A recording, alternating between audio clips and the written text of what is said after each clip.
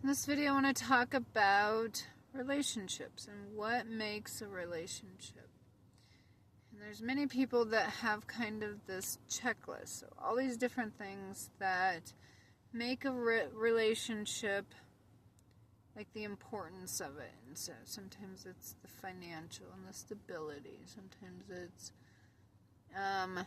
the holidays and the birthdays and the mile markers of maybe when we first got together, we made it this far, it's this anniversary, those specific kind of things.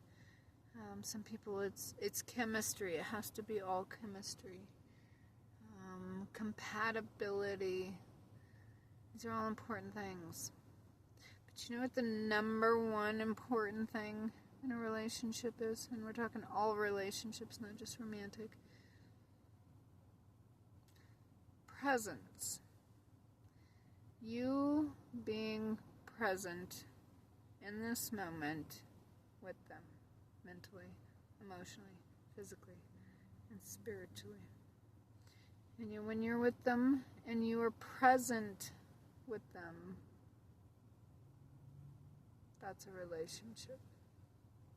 Because it takes two.